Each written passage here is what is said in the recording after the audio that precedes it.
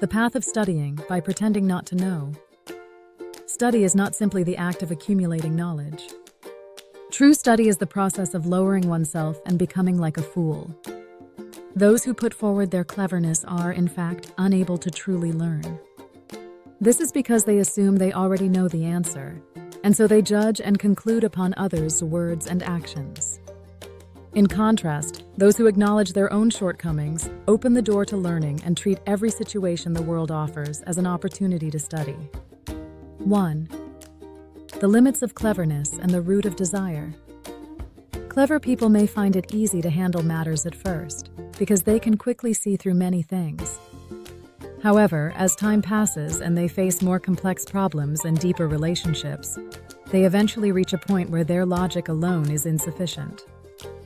The frustration of being unable to solve such issues then manifests as anger and desire.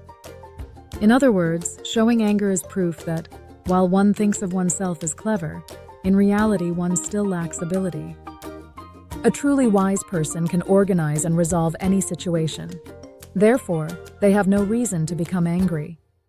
Thus, anger and desire are signs of immaturity, and through them we should recognize that our learning is still insufficient. 2. The attitude of pretending not to know. One who studies does not lightly judge the rights and wrongs of others. When someone behaves foolishly, the student does not criticize or interfere, but simply observes and passes by. The saying that we must pretend not to know even when we know points to this very attitude. Not knowing because one is ignorant is simply ignorance. Pretending not to know even when one does is true study. When we adopt the attitude of pretending not to know, we are able to accept more, and this later transforms into great energy and wisdom. 3. The study of becoming a fool. True study is becoming a fool. But here, fool does not mean someone ignorant or stupid. It refers to someone who, while knowing, pretends not to know and embraces others. Seeing the shortcomings of others without interfering. Enduring disregard with a smile. Not boasting of one's cleverness, but willingly humbling oneself even if one appears foolish. With such an attitude, we come to embrace more, and over time people begin to trust us. Ultimately, the path of becoming a fool is the wisest path of all. 4. Growth occurs in humility. People learn when they are weak.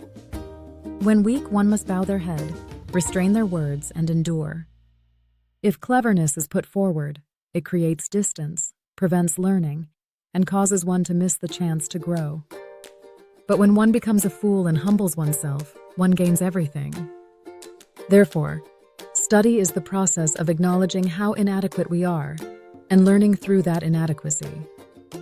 When we pretend not to know, become fools, and embrace both people and the world, then and only then do true growth and wisdom take root within us.